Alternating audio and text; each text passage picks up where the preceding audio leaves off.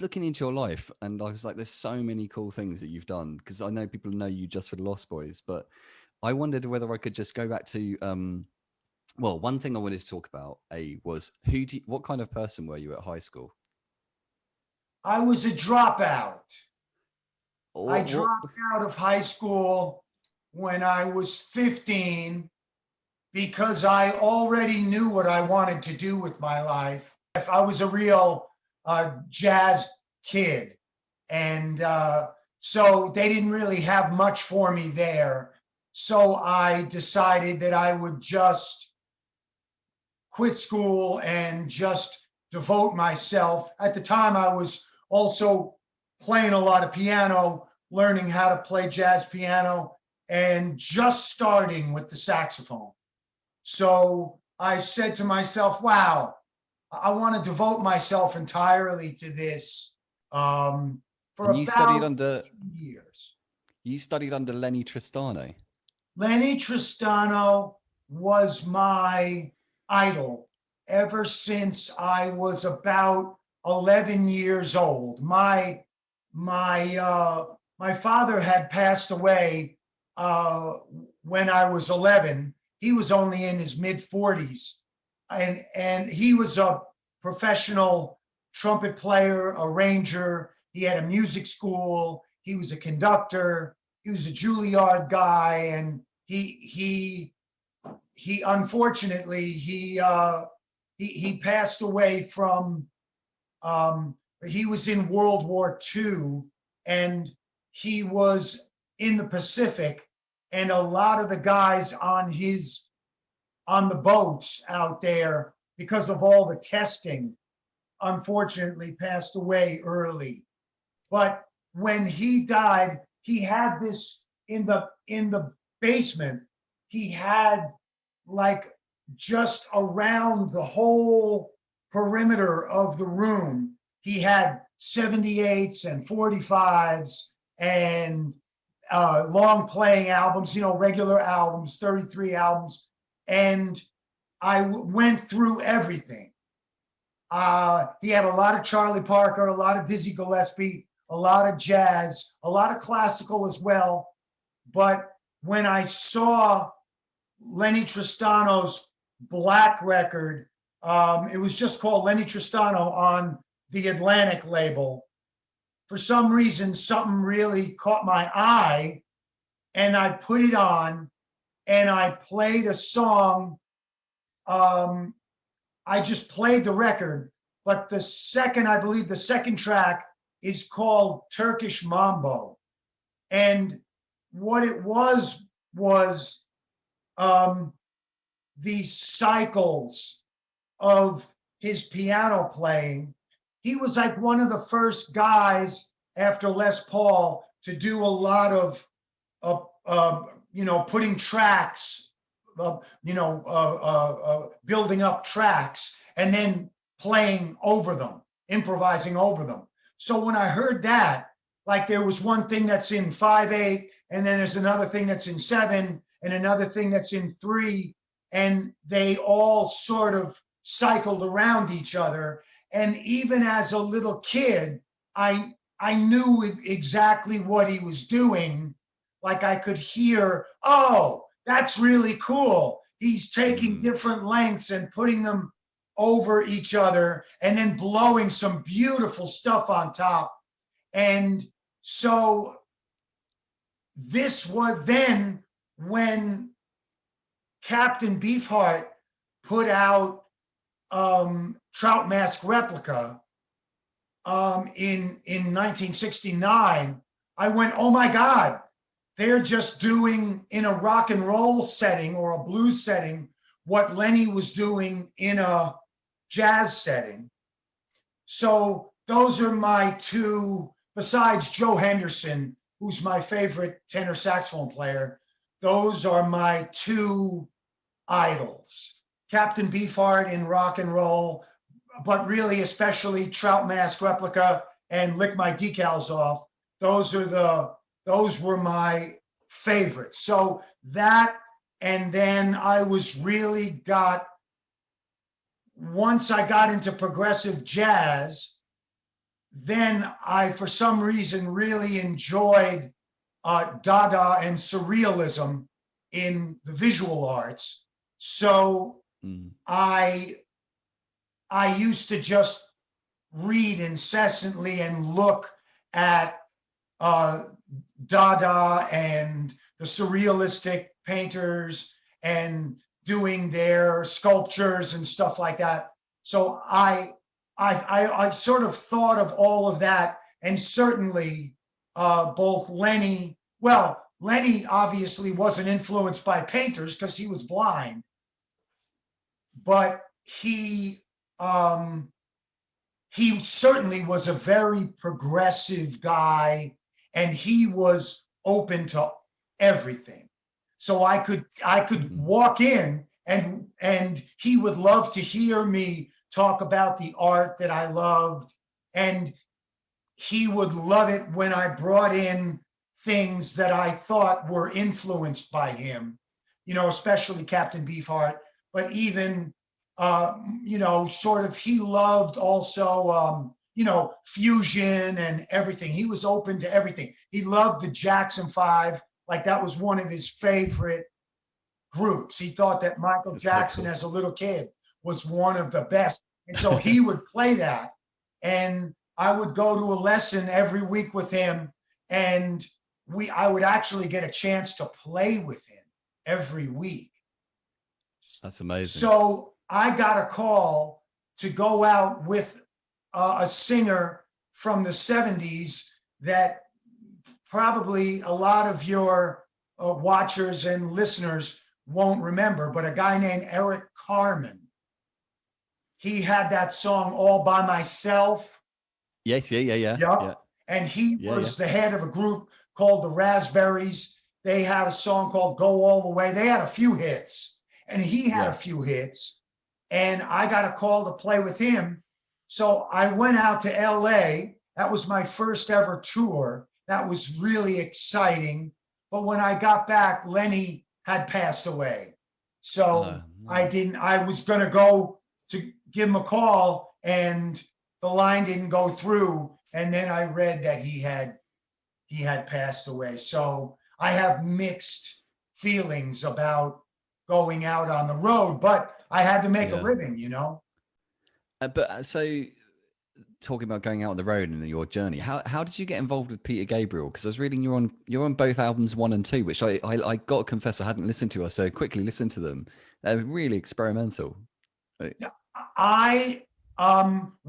I have to say, I owe, in terms of people that I played with, I owe 90% of that to two brothers that one of which I went to school with and was best friends in grammar school and high school, named Jerry Murata and Rick Murata.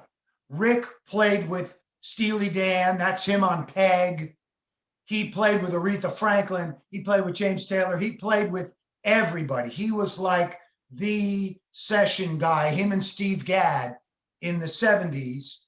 And he also then went on to write the theme song to Everybody Loves Raymond.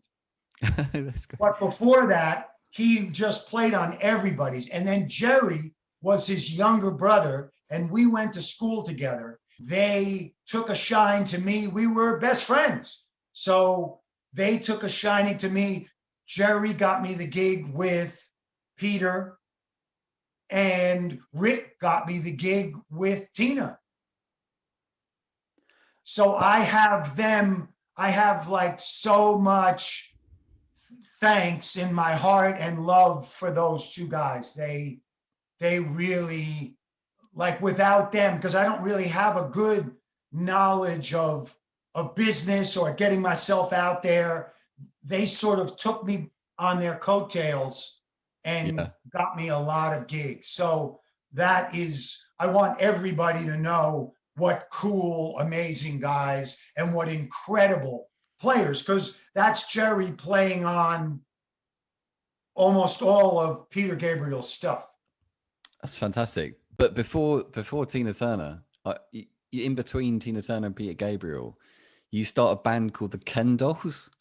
And Yes. you're in New York in the 80s. Like the Ken Dolls, I was reading, it was like Wikipedia was saying it's described as porn pop. And like you're like, this is the beginning of you dressing in like the kind of sexy outfits and the cod pieces and the and all this. Like how did this all like come about as an idea, as a concept? And what was New York like in the 80s? Gotta hear. Well, I'm talking about now what's going to go on my tombstone. And that is that, to my knowledge, I led the only band that was banned from CBGB's for being too controversial, for being too sexual, too blue, because I would make films that would go on in the back when we were playing. And it really, I always think of it as like I've really always loved, that kind of really bad porn where the lighting is so bad that like people squint when they come into frame. And the stuff that I did in the background, it really was not very, like there wasn't really a lot of nudity. It was just, I actually got people to think it was much more, like much dirtier than it was, because I would just like push this huge light, like right in their faces, big, deep shadows. And it just looked so bad that it made people think that it was dirtier than it was. You'd have a tiny little bit of body here and there, but the owner of CBGB's, and we were a popular band there. It was sort of after the Ramones and Talking Heads and Television and all those groups. It was in the early 80s. But like I would, I tell you what, I will send you, maybe while we're talking, I'll send you a couple of pictures of the band. And I'd love to see it. I was going to say, do you have any pictures? I was wondering Yes, what happened to the videos that you were making. Did they get lost to the sands of time, or?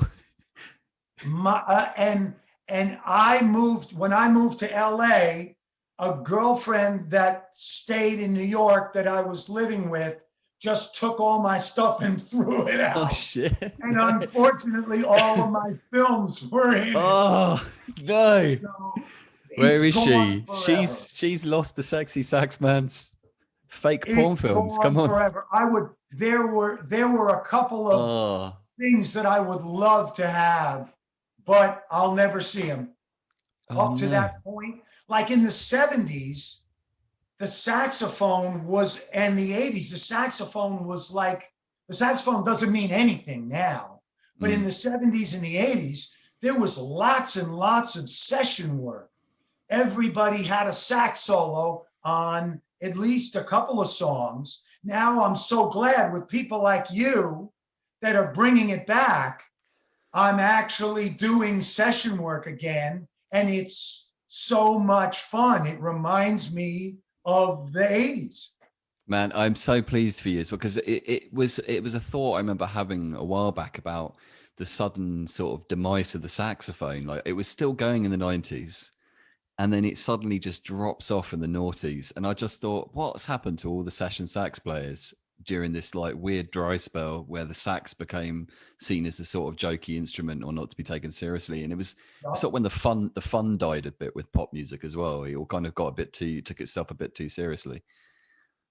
I agree. I mean, I had to then change from doing a lot of session work to doing a lot of live work, because a lot of bands still had saxophones in them. But of course, when you play the saxophone in a band, you also have to play percussion, and you have to play harmonica, and you have to play second guitar, and you have to play keyboards. You're like a utility player.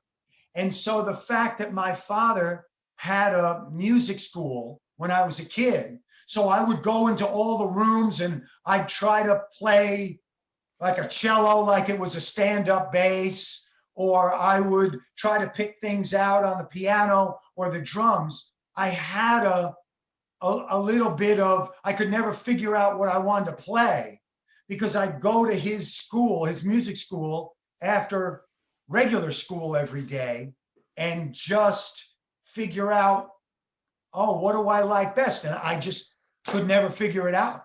Well, it like paid off because I was boning up and watching some videos of you in the 90s with Tina Turner and your drumming and then your sax and your keys. And I got to ask, right, because it's so brilliant. You just, the camera loves you every time like you're doing anything, they're cutting to you. And there's some really well like choreographed moments where some of the backing dancers are coming up and dancing with you, and then some brilliant moments where you're having some like really close slow dancing with Tina Turner, and it's so like brilliant because I'm like, is this rehearsed or is this spontaneous? It looks rehearsed but also very kind of spontaneous. So I was wondering, how much of that are you running that? Are you going, right, okay, and then at this moment backing dancer 1 will come up and slow dance with you, then backing dancer 2, or like how much of that is off the cuff or planned? Everything with Tina, and I can say this without fear of any reproach, everything with Tina is worked out for optimum effect to the nth degree. That and what you don't see is that whenever she does something like that, it means there's a change of clothes coming up. So that's her way to get off stage to then come out in a new outfit. And so she'll do that like a couple of times. And that's right. So she would come out first and she'd come over to me and I would say, it was in Spanish. I've written down the song Wildest Dreams that Antonio Banderas did this. So yeah, I thought you were speaking Spanish in that. It looked really like you're kind of into the mic doing slow. Well, you know, it was funny because I got the guys we were in South Africa rehearsing, and Gloria Estefan was there too. And, you know, and her husband and her band. So they came and did a session with me on pronunciation and how to do that. So they were really helpful. Oh, that's brilliant. That. And they sort of taped it for me so that I could try to get it as good as I could. Now, the one thing that I'm happy about is that when we played in Spain or other Spanish-speaking countries in South America or wherever, nobody laughed and everybody knew exactly, people would cheer because they actually knew what I was saying. My assumption was that no actual Spanish-speaking person would do anything but laugh at my New York accent. I see what you mean, yeah. My New York Italian accent, and that it would just be people laughing. So when I heard people actually like cheering, like my assumption is that they were sort of, yeah, this really sucks, but we're cheering you on. At least you're trying.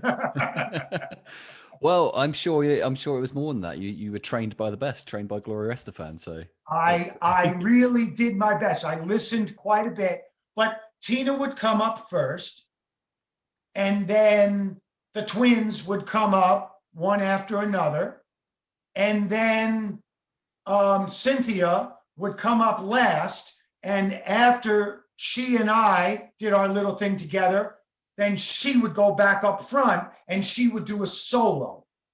That gave Tina a chance to change her clothes, to make a change of outfit. And also, you know, by that time, This is 96. Tina was well into her 60s. So it gave her also a chance. Like, she is a genius at a lot of things. She never once did I hear her sing anything in 15 years that couldn't be used on a record as a take. Never once. Not even the tiniest bit of a note wasn't perfect. And I never saw her miss a beat. I knew what all her dance moves were because I saw them every night. Never in those 6-inch heels, never once did she miss a beat. Even if it was like we were playing outside and it was raining and the stage was slippery, she knew how to do it and not even twist an ankle. She was absolutely superhuman in that way. That's amazing. But what is it like, the pressure for you? Is it like, there's points where you're playing, I was watching like one clip of you doing Private Dancer. I think it's like around 93, 96 or something. Uh-huh. And you're soloing for like a good 3 minutes in front of about what looks like tens of thousands of people, if not thousands of people. What is that like? I never get nervous in front of really big crowds.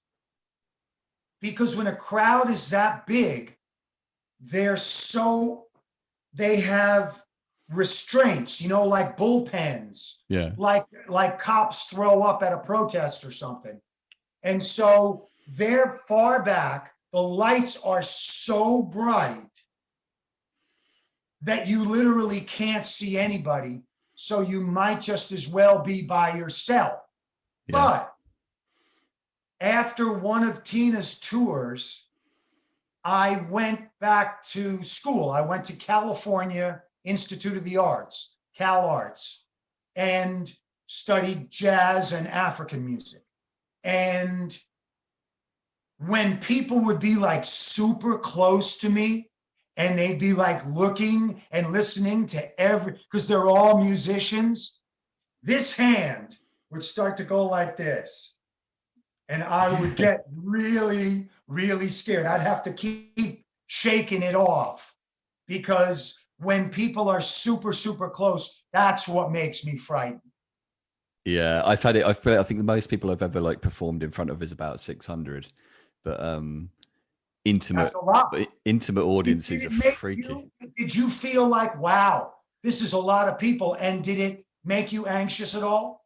It did. I think what I like when I did my first ever like live gig, which was about 200 people or something, I kind of got dropped in at the deep end. But I'd done a lot of like theatre, and I'd also, when I was in my early 20s, I challenged myself to do stand-up comedy at at the Comedy Store in London, and the sort of, so I'd been on stage and I'd done stuff in front of people and experienced nerves. And I think one of the tricks someone told me, an actor gave me, was to sort of convince yourself that it's not fear, but it's energy, it's excitement, and you want to get on the stage. So when you start feeling the heart going, you start feeling like the sort of adrenaline pumping up into your neck, to rather than go, oh my God, I need to get the fuck out of here, to go, this isn't fear, this is excitement. I'm going to get out there and fucking kill it. So I learned this, like, was the trick for me psychologically. I was like, even if this isn't true and it is just fear, this is the like mantra I would say in my head to sort of trick my brain into thinking, no, you're just excited and you want to get on the stage. And then that somehow would like cure me. And within the first few notes or the first few whatever, then you sort of, okay, it's all okay and I can settle in. But well, you know what's really funny is what I hear you, because everybody's different. I mean, I got to try that one, but maybe it'll work for me, because the only thing is that now really all I do when COVID hit, I was out on the road with my own thing. I have this sort of one-man show that I take around, and that doesn't frighten me at all. I watched some of it. I watched a woman had uploaded a video. The woman who was she was dressed as Star from Lost Boys, and you'd come back to Santa Carla. It'd been 32 years since you'd stepped foot on the boardwalk.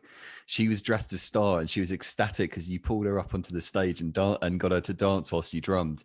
And you had like a little backing like screen thing with Jamie Gertz on it, and you were teaching her like some like quick dance, the windmill clap. What was it? How's it go? How does that go? Like, teach us the dance. Because I was like, Tim Cappello's like choreographed out Jamie Gertz's dance moves in the Lost Boys. It's brilliant. And you know what? It's that part is so much fun. I went and did a thing last Christmas here in New York with these guys that are comics. They have they're on Sirius XM radio. Big Jay Okerson, and they said, "Oh man, can you please bring the film? Because all of our fans know the dance. They know windmill, clap thrust, windmill, hand comb." It's like, it's not even a dance. It's just Jamie Gertz like clearly like riffing and just into the scene and being like sexy and everything. And it's like, it's such an iconic, the whole scene is so iconically put together. And the first time I saw you come onto the screen, I was like, this guy can't be the actual, this must be like an actor who's like miming and isn't playing. This is like, this guy looks like an American wrestler or something. And I said, this is definitely not the guy. I bet I'm going to find out somehow. This is like, it's some other singer, it's some other moment. But you're really singing that track, right? I'm really singing and I'm really playing. And I loved that song so much. I already had it on cassette. So when they asked me to sing it,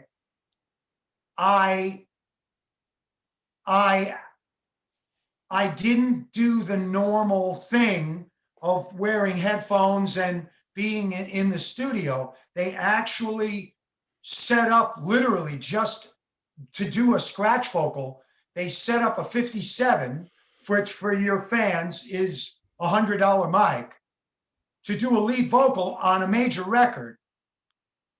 And they put me sitting on a stool in the control room with the mains. Like, when you remember when mains were like these enormous things? They were like the mains in a studio. They don't really do that so much anymore. Yeah. But they used to be this big and they were blaring. So I knew the song so well. I guess they weren't expecting, because they had the lyrics there for me and everything. And it was literally one take, and there's so much bleed of the track. Yeah, I was gonna say there must have been bleed on it. Wait, so there's you just so much bleed, it's ridiculous. But I think it contributed to the sound. Yeah, I was gonna say maybe that's what gives the tune its energy, because it's got such an energy to it, that song. And really, it took me as long as it took to run the tune, 5 minutes, and there really just was, that was it. Is it really one take? take? I used to walk around and play the record all day, and I love The Call. You know, just want to let everybody know that the original is by a band named The Call. And lucky for me, they didn't want to be in the movie. So that's how I got lucky to get in the movie. And what about the sax then on it? Was that one take as well? That took longer. Yeah. The whole vocal took 5 minutes. Figuring out where and what to play on the horn was what took probably your normal like 2 hours of trying to finagle everything to be just right. Yeah. Yeah. That's still amazing, even that you just, it's a couple of hours and you've worked out like one of the most iconic like 80s soundtracks of all time. You just figured it out. I just figured super simple, just answer the vocal in there. And then they did have some room, which they really didn't have in the original. They made some room for some solos. And of course that I could just do whatever I wanted. And you're also the other iconic movie that people less associate you with because you're not in it, but you're in the music video. Well, you're in one music video. I've got to ask you a question about this. The Mad Max songs, right? You do a sax solo on "We Don't Need Another Hero" and "One of the Living." Is that right? That's right. Because you're That's in right. the I'm in both of those. George Miller. Is it Miller? George Miller. Yeah. George Miller. Yeah. George insisted that I be in both videos.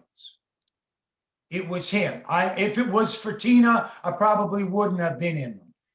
But he came and he brought this huge trunk of accessories from the movie. And he said, you can rummage through this and take anything you want. So is that where the chain comes from, Tim? Is that where the chain necklace? No, the chain necklace just comes from the hardware store. In the old, when Times Square was really Times Square, there used to be stripper clothing stores. You know what I mean? So they'd have their little strings and their stuff like that. And they'd have all kinds of, and there was a thing where they would have sort of rhinestones and then they would be like this to cover up their breasts. And so that idea, I said, oh, I'd like to do that like a guy. If there's any fans out there of really, really bad movies, like if the worst movie you've ever seen, I was in the worst movie ever made. It literally was so bad that I swear to you, this is the truth, it killed the director. The director came in, everything was cool. About 3 weeks in, he started walking with a cane. Then he started walking with crutches. Then he was in a wheelchair. Then he wrote us all letters of apology. Then he was dead. And if you look on the Wikipedia page, he was a famous director too. What movie was it? It's called Hearts of Fire, starring Bob Dylan. I'm looking it up. 87. Fiona Flanagan. Fiona Flanagan. Rupert Everett. Rupert Everett. The British actor Rupert Everett. Yes. He plays this kind of Bowie character. It's so bad. I need to check it out. Oh, you've got to check it out. And there's one scene where I actually did pull out the stripper necklace on it. And so that's where that's where it came from. That's where my chains come from. I just went to the hardware store and said, oh, I'll do this with real chain and it'll be fun. That's brilliant. But you also, with your acting, you're talking about your acting now. You're also in Miami Vice. Yes, I was in Miami Vice, and I use that because it really is so wonderfully kitsch.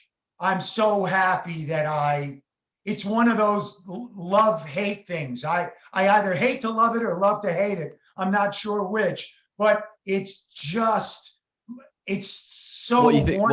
What Miami Vice is kitsch? You think? I do. Do you? I think there's like, it depends what period in history anyone asks this question. Like, if you'd asked because I guess the 80s has gone through like a bit of renaissance, and now Miami Vice seems very cool, but it's certainly like very still, I suppose, like cheesy and kitsch, yeah. But there's something super cool about it. But I can't help but think of like Michael Mann is the guy who went on to make like the films like Heat, which is like one of my favorite films of all time. And so he kind of like invented like that kind of like cool cop drama sort of aesthetic that a lot of people try and copy and don't do it as well as Michael Mann did. So for me, there's something still super cool about Miami Vice. But I'll tell you what, that was one of the things I did where I didn't bring my own wardrobe, because I knew they were going to give me the cheesiest shit possible. And it was going to be something that was going to last for the rest of my life. I could always look back on it. And sure enough, snakeskin, horrible snakeskin, like leotards.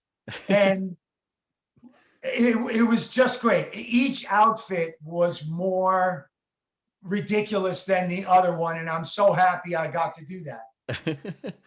But also another one that I'm proud of, I was on The Equalizer. Funny story with that is I actually got my nose broken. I was supposed to do a fight scene with this guy, and I'm just sticking out my nose. And of course, they're supposed to miss you. Well, the guy missing me and clocked me right, and my whole nose, just the cartilage just came right off. Ooh. I spent the night in the emergency room, and the wild thing was he did it to somebody else too. He was supposed to push somebody off a stage, and then he missed and let the guy go, and an old man fell off this big high stage and also broke bones and stuff. And it turned out that within a few months, this actor was dead because he had a brain tumor, and I guess he didn't know it. Wait, the guy who punched you in the face had the brain tumor? Yes, his depth perception. What is it about you, Tim? Every film you get involved in, someone dies. But I'll tell you what, he was the guy that took over from Edward Woodward. I had a scene with him, and he was so good that he actually pulled me along. And another thing that I'm really proud of, I don't know if you've ever seen it, but a film named Tap. Yes, it's a great movie. So it's Gregory Hines, Sammy Davis Jr., Sandman Sims, all the great tap dancers. Oh, wow. And to be on the set with Sammy and with Gregory and all these icons of dance was unbelievable. And it's a fun movie to watch. You'll enjoy it. So you've met Sammy Davis Jr.? Sammy this was really funny. He was the sweetest, nicest guy. Like, there were all these young, aspiring tap dancers who were in the chorus or, in the background or whatever. And he would hold court like during lunchtime and just loved to be around people. Like, he never, he had no star thing about him. He would hang out and talk with anybody. And a weird thing was, every day when we'd meet on the set, he would sneak up behind me and grab my ass. And it wasn't like a sexual thing. It wasn't it was just a fun thing. He would just fuck with me. He would just do that and go, "Hey, you got a nice physique there, buddy. Nice going there, kid. Yeah, that looks great. Where'd you get those muscles?" Well, he was the sweetest dude in the world. Where did you get those muscles, Tim? You did bodybuilding? Yes, of course. I was about 135 pounds. Look at the pictures with Peter Gabriel. I'll send you some of those too. Okay. I was thin like a rail, and I was doing a lot of drugs, and I said, "Oh, I got to get out of this. I gotta get out of this." So I just walked up to this gym, and I met all these muscle heads, and they took me in, and they said, "Don't worry, man. We're gonna get you big and strong. Don't worry about it." And they took me under their wing, and it was just a way to sort of get healthy. Because it does say on your Wikipedia page as well that you got into heroin. But like, how did that happen? Like, is that just around? It's just around the music scene, around. You just fell into it through music, or? Well, I thought that my feeling is that when in the 70s, that the music business was really just sort of like a front for the drug business. In other words, as soon as you got paid and as soon as you got your per diem,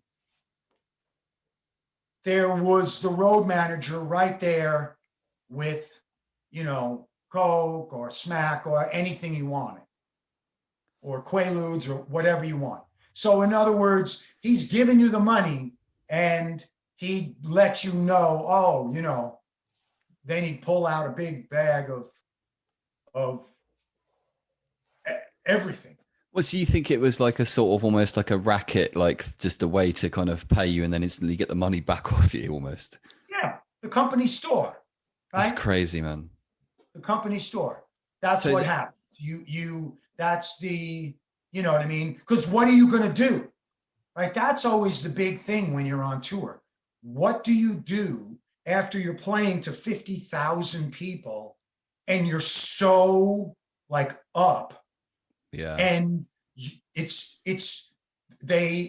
either got there on a bus or a van or whatever, went back, or a plane, and it's now midnight and you got so much energy, you don't know what to do with yourself. That's what gets everybody into trouble. Yeah. So it got me into trouble. And I wish that I had been in better shape when I was playing with Peter Gabriel. There was a lot to learn from him, and I didn't learn as much as I could have because I was stoned most of the time. So that's a regret that I have. Yeah. But so bodybuilding was your sort of cold turkey and getting yourself back on the straight and That was narrow. my And savior. yeah. That was my savior, as well as all these new friends that I met. You know what I mean? They were like, none of them did drugs at all. They were all like, everything that goes into your body, and all the particulars of diet and keeping in great shape, and they were my saviors. Yeah. Well, it's crazy because heroin's got a relationship. So much of jazz, so many jazz musicians had a relationship with heroin, didn't they? I think did Coltrane die of? Did he? No, He was. well, Train died at 40, but he had quit heroin quite a few years before. I don't exactly know why he died. I think it was like a heart thing or something. Yeah, that's right. Yeah. But it's a strange. But he had given it up, and you can really hear it in his playing when he gave it up, and he substituted practicing for like 12 hours a day. So once you start hearing records like Giant Steps or Coltrane Sound or those kind of things, before he got really way out, and it's harder to tell his amazing technique because the music is pretty chaotic. I think it's like, as well as obviously this whole kind of like what you were saying about like a revolving door of kind of drugs and money with the music industry. There's definitely a thing, I think, with creative people around. We've got a sort of addict gene, and it's kind of knowing what to do with that. And it's kind of having a sort of thing of saying it can be harnessed for good or for bad. And if you train the addiction gene to be addicted to like music or addicted to creating, then you become really focused and you make something amazing. Or you could turn it the wrong direction and end up, going down a different street, I suppose. Yeah, I mean, some people do both, I guess, not for very long. But I really feel like, I finally, like much later in life, I realized that I have an anxiety disorder.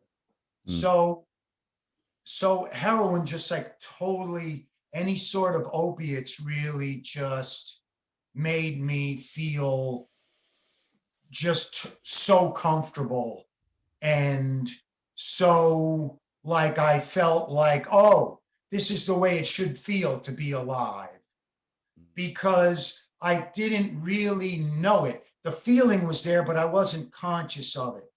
Now I'm conscious of it, so I can say, oh, I'm just having an anxious day. Something big's coming up, or you know what I mean? Something that's going to make me anxious. I can feel it even before I know what it is. My body will know it. I'll wake up super early and I'll go, now what do I have to do? So I've learned to understand it a little better. I have that too as well. Definitely, It's there's that. still a struggle. Do you have anything like that? Absolutely, yeah. I've had anxiety for for years. Like Oh, since my so early we're in the 20s. same boat. Yeah, I mean, I kind of, yeah, I guess it's learning to live with it, and like you say, it's learning to manage it and learning to spot the signs and learning to sort of find strategies. So, like the way I was saying about, I mean, it's not anxiety, but the nerves of going on stage and coming up with a strategy to trick yourself. It's coming up with the strategies in everyday life to learn to cope with kind of, like you say, Yes. spotting it and going, okay, my body's telling me something. I mentally haven't quite caught up yet with what's going on. Hang on. Oh, okay. I'm feeling stressed about this thing, or I'm worried about that thing, or maybe it's not a specific thing and it's just a, I mean, COVID-19 has gone and thrown a spanner in the works for people with anxiety, hasn't it? It must have just, well, either it's an anxious person's like dream, because it's like you're not allowed to go outside, you're not allowed to talk to anyone. Some people are like, perfect. You know what? It's funny that you say that because you're the first person that said that to me. But that's exactly the way I feel, with the exception of the fact that I couldn't do my show. Yeah. Like I can't go out and tour because for some reason it just doesn't make me anxious. But my wife works from home. I'm doing all my work from home. And it's, well, it's sort of like a dream come true in a certain way Yeah, it's because brilliant. I'm It's like such a homebody. Like we just love to, you know what I mean? I'll make us some lunch and we sit around and take a break and go have a workout, and you know what I mean? We yeah, built a COVID gym in the yeah. garage. Nice. So for me, it's like a homebody's dream. Yeah, I mean, my like, yeah, I know people who are just agoraphobic and they're just like, it's perfect. But I guess maybe you can imagine like this. I do worry a little bit about what the impact of it will be when eventually people do start coming out of lockdown, because it's like there's almost going to be the anxiety of returning to normality, because it's like, as a Londoner, you know, I'm in central London, and you I've forgotten what it's like to be on the underground, to be in amongst crowds, and you have these such huge crowds like you do in New York, that they're anxiety inducing on the best at the best of times, but you learn to kind of you let, like, you enjoy it and you run with it. Of But course, I've almost forgotten what it's like. Like, God, what's it like of to be in, like, course. I mean, like I said, you know, we got to go out and we got to make a living. And for me, um, playing my show is the way that I do it. I just mm, hop in my little Corolla and just tour, just roll myself all around the country. And I love it. And I was in the middle of it. But you guys, you know, for us, bars and clubs are going to be the last thing that opens. yeah. Well, they're all closed here as well at the moment, but they kind of Of opened course. for a while, and then there was a spike, and then they've shut it all down Yeah. again. It But would be stupid to have them open. I mean, it's yeah, just we're the last people that are going to be able to get back to work. yeah, it's a crazy situation. What are Yep. you? So you've got anything coming up apart from staying at home and avoiding a global pandemic like it's an 80s apocalypse? Have you got Well, you anything you're know, working on? it's really funny. I was my stepdaughter turned me on to um, Cameo. The band Cameo. No, Cameo. Oh, the webs. Oh, I know the thing you mean. The Cameo.com. website where actors can like send messages to people. Yes. And so for me, between doing session work at home, which is so much fun, and doing, like, you know, a bunch of cameos every day, I kind of was like, oh man, I should have been doing this all along. Well, you needed to put in all the legwork first in order to earn the right to have cameos. Nobody would want to be cameoing with you if you hadn't done 20 That's years right. of You know, so stacks. lucky. Yeah. So lucky. It's just a lot of Lost Boys fans. Every once in a while, a Tina fan will creep in. but just, it's my cousin's birthday and they want you. And for me, it's really a lot of fun to just do those things and know that you're sort of putting a smile on somebody's face, because isn't that what you miss most about playing live? Is that like when you look out into the audience and you see people with these, like, I call them like the big ugly smiles, like where people lost the knowledge that they were smiling. So it's like this huge ugly smile, and you go, now that's somebody that's having a good time. That's like what we miss. So knowing that I'm doing that to somebody, at least if it's once removed, knowing that I'm giving somebody a smile on their faces, is what it's all about. Man, it's like the smile I've had on my face since the beginning to the end of our chat, because it's just been so like lovely chatting to you. Much. I was going to say, we can cut this, but I was going to say on the Sammy Davis Jr. thing, my dad was a police officer in central London in the 60s, and he gave Sammy Davis Jr. a 48-hour escort when Junior had someone like had threatened his life or something, and so Dad was a security detail. And did Dad say that he was a nice guy too? He did. Because it was my dad had this kind of. I grew up with all these crazy stories of the 60s in London, because as a police officer back then, there wasn't all the private security that celebrities have now. So he actually did have a drink with Tina Turner and Ike in the 100 Club in Soho, and he actually arrested Dusty Springfield for doing something like drink driving. So and his coolest thing was, although he never got their autographs, he was on the rooftop with the Beatles when the Beatles did their. He was on that rooftop? He was on that rooftop. On Let It Be? Yeah.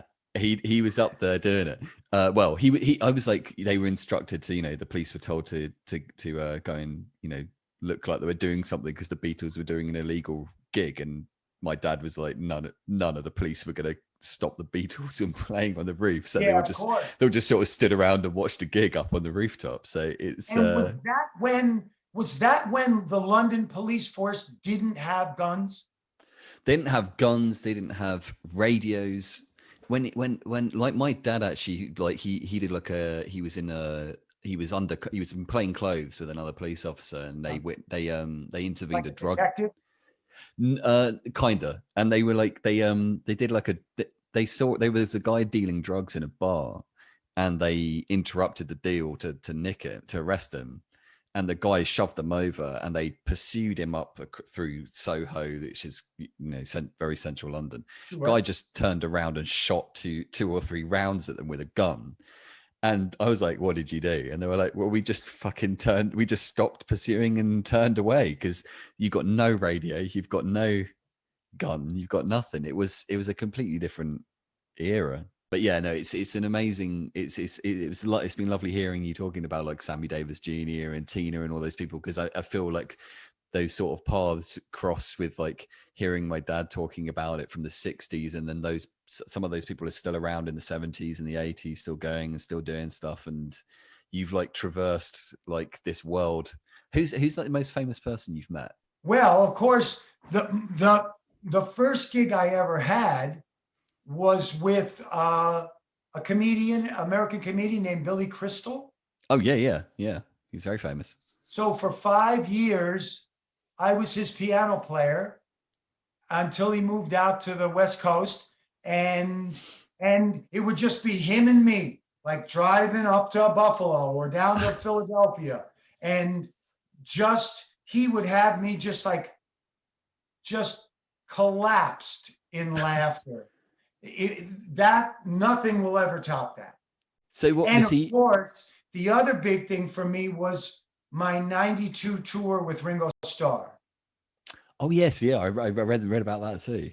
Because that was Joe Walsh, Todd Rundgren. Oh wow. Burton Cummings, Timothy B. Schmidt, again from the Eagles, Dave Edmunds. And Ringo's son, Zach. All these people, all of these, all these idols of mine in one place.